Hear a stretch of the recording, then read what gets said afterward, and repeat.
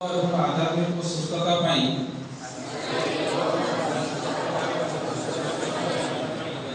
जोगर उपयोगिता विषय जानी एक दैनंदिन अभ्यास भाव ग्रहण करने को प्रतिज्ञा करुछि। योगासन प्राणायाम ध्यान किंवा एकाग्रचित सब प्रत्येक दिन योग करने समय उत्सुक करने को प्रतिश्रुति दूसरी। योग को आमर नीतिदिनिया जीवन में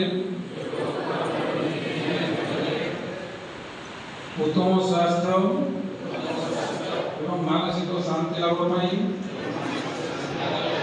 समस्त को प्रोत्साहन देवा सह मोर परिवार बंधु एवं समाज को